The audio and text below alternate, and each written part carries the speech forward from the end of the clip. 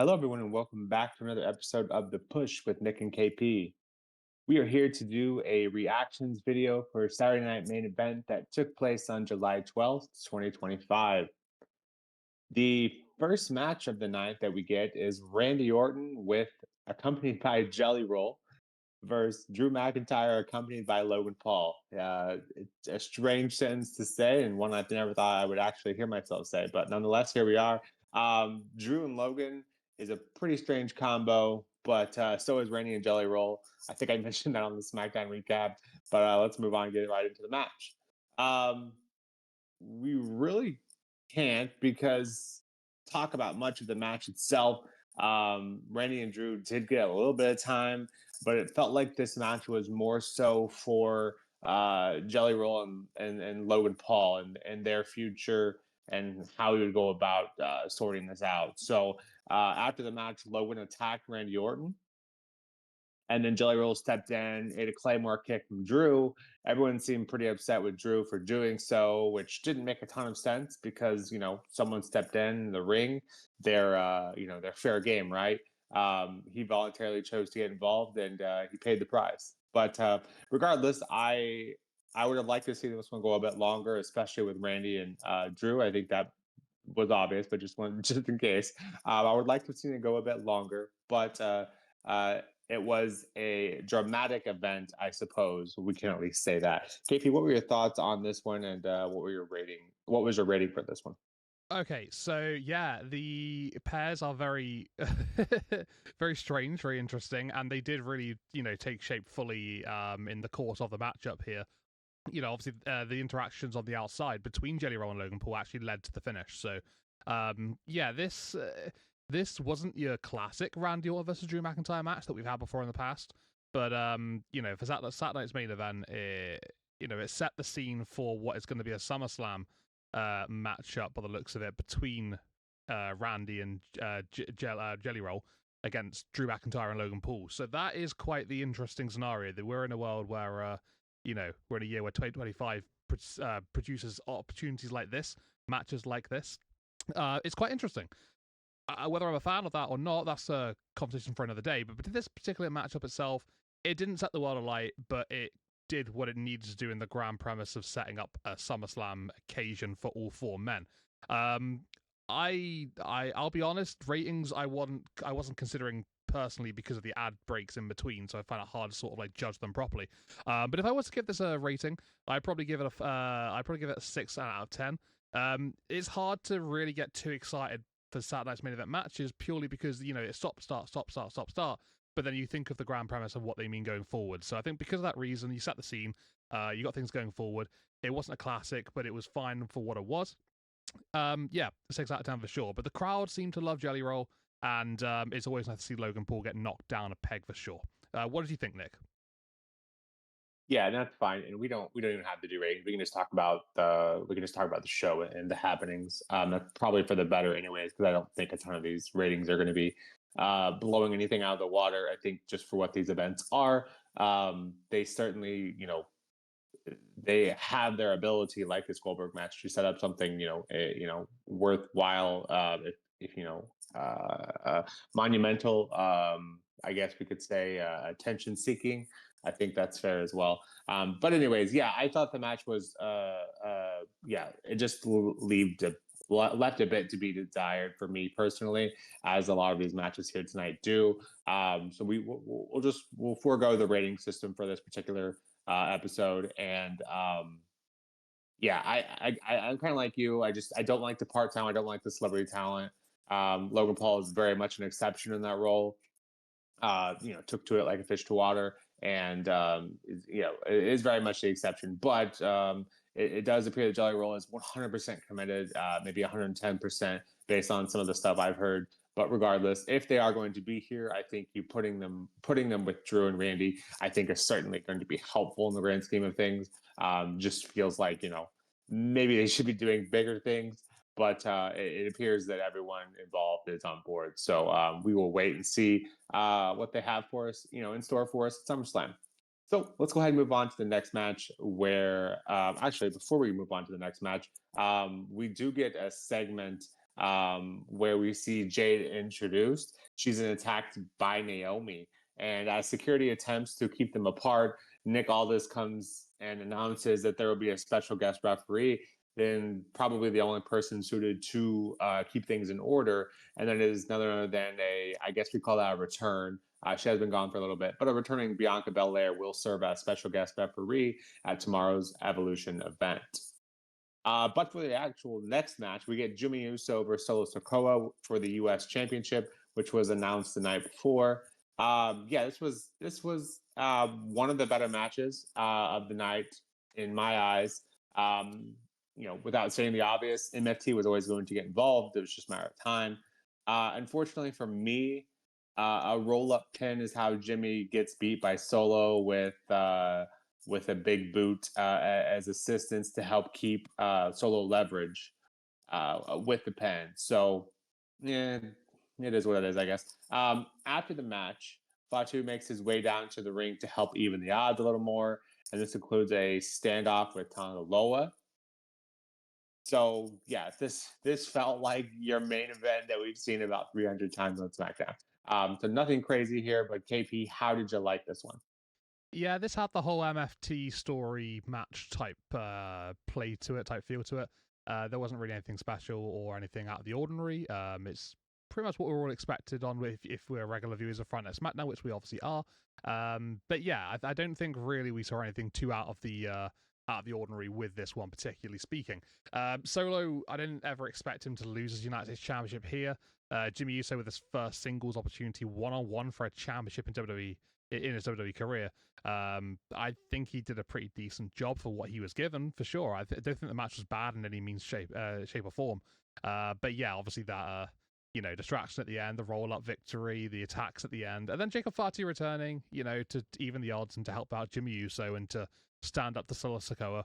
Obviously, there's no love lost there between both men.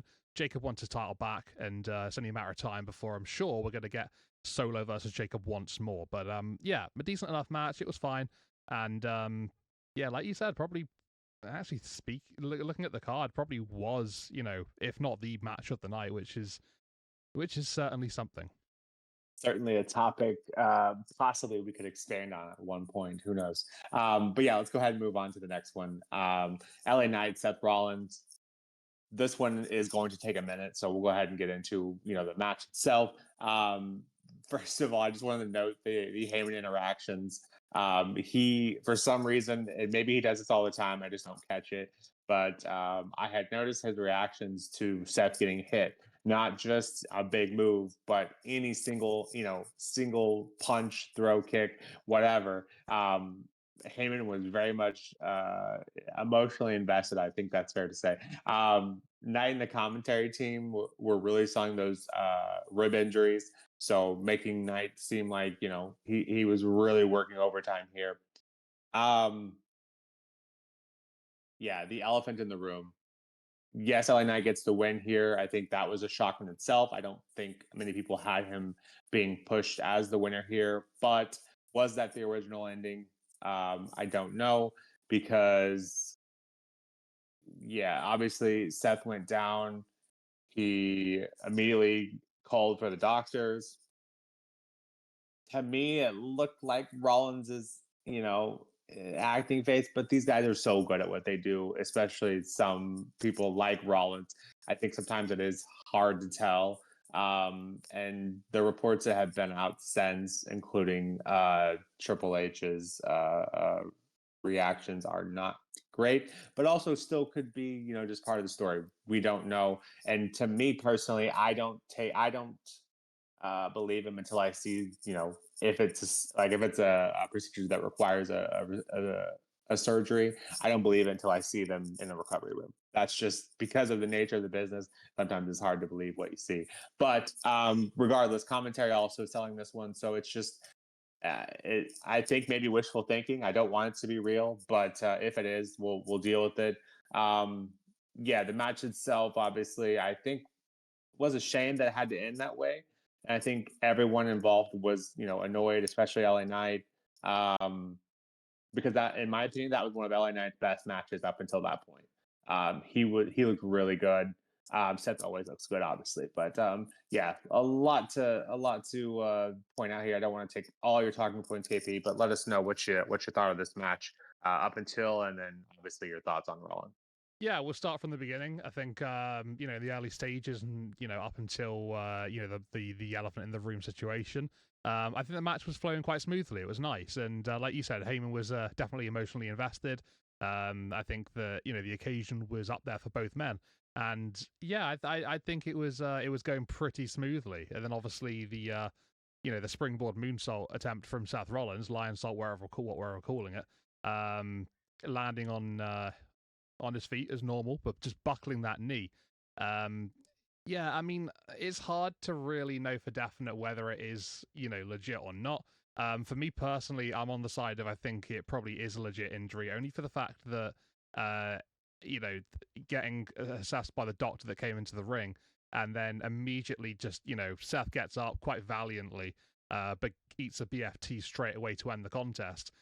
I think personally, when a match ends like that, I think that's the honourable side of Seth Rollins, finishing the match up himself and wanting to at least let LA get a moment out of the situation. So yeah, for me personally, that's where my head's at. I don't obviously think that's 100%, certain without knowing the the obvious facts, but.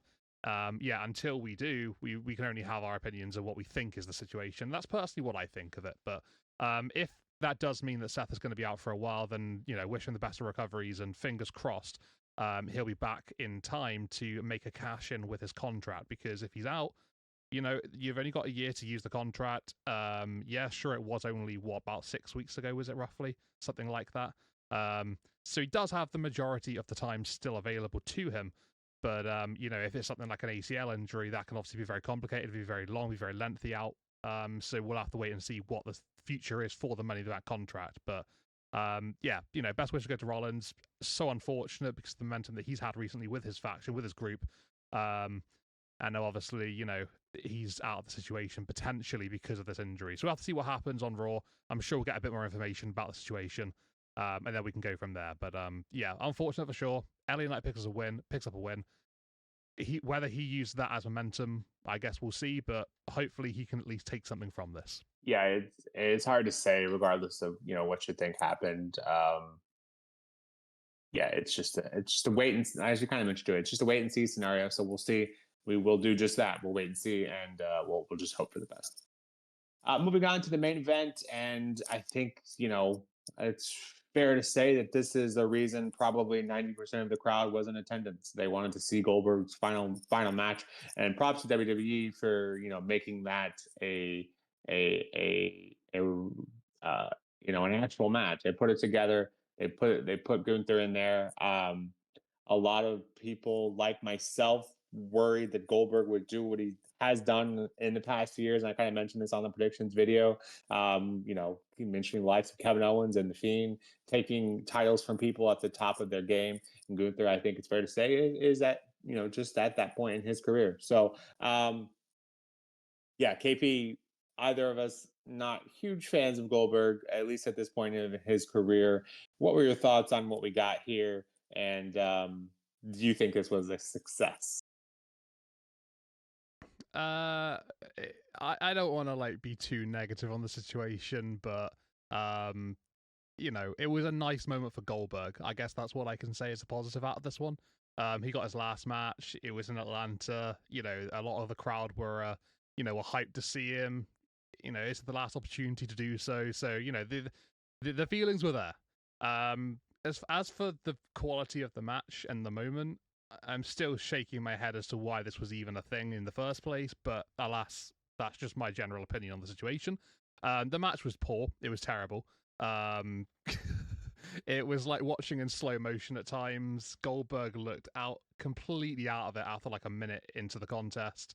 And I just feel bad for Gunther in all this. He's somebody who holds the mat with extreme pride, such honor when he competes in the ring. And yet he's got to just, play along with this situation, really, just to, I guess, caress the ego of Bill Goldberg. I don't know. For me personally, I didn't buy into it whatsoever. There wasn't a single part of my body that thought that Goldberg was ever going to win this matchup. And yeah, it just turned out to be just as bad as I thought it was going to be. So Gunther wins. You know, he faded him out, tapped him out, whatever you want to say. And I guess that's it. So yeah, thankfully we didn't see, like you said, Goldberg pull off one of his classic beat somebody because why not reasons, and take their title, you know, at the top of their momentum.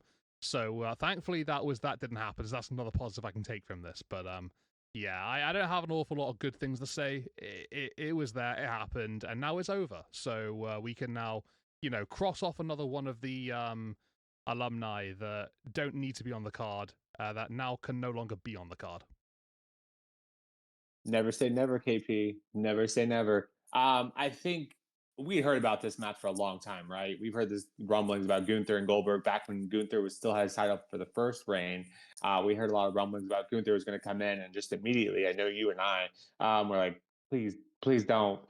we don't, we don't want to see, you know, we don't want to see him back in the ring, and especially not so much him. Obviously, it is him, but we really didn't want to see Gunther have his title taken from someone like Goldberg. So I think that was the bigger fear. But as for the match itself, um, my biggest complaint outside of the super obvious, just don't like Goldberg's matches. You know, the guy's 60 years old. It's not. I've never really liked his matches, but especially in this point, especially after that last match we saw with the Undertaker, I think it was just obvious that maybe it was time to hang up the boots. For the actual match itself, though, I didn't like the no sell chops. Having just mentioned what I mentioned, Goldberg being at that point in his life and his career, taking chops from someone who's on top of the division like they are in Gunther, felt like a weird way to I guess try to accomplish something. But other than that, I felt like they really worked well with the strengths that they had here. Obviously he's not as limber as he once was, but they didn't need to reinvent the wheel here. As I kind of mentioned on the predictions video, stick to what you know, stick to what you have, and do that. So they sold the knee. They had Gunther work the knee. They had Gunther take the brace off. They involved his son, who was giving Goldberg some time to rest. Yeah, as he did there. And then Goldberg successfully pulled off his spear and a jackhammer, which is a lot more than what you can say for his last bout against The Undertaker. So comparatively speaking, I think this was a success for what it was. And yes, my heart stopped for about a 3 count when Gunther was pinned by Goldberg after hitting his 2 moves. But the important part being here is they did give Goldberg his chance to the retirement speech was cut off, I think, on my broadcast. I heard a bunch of rumors and stuff about that. But regardless, he did get his final moment in Atlanta, so I think that's great. And then Gunther retaining, I think, is the most important part. And yeah, we'll wash our hands of this one. We will look forward to, or maybe not look forward to, the next Saturday night main event. There are certainly some issues with these. I know, even if they're worthy of being called a PLE, but there are certainly some issues with this event that they have to rectify if they want people to consistently pay attention to them. But yeah, recap for Saturday Night Main Event, July 12th, 2025. A bit delayed, but I think the points all still remain the same. Yeah, this has been the recap for Saturday Night Main Event, and this has been the push with Nick and KP.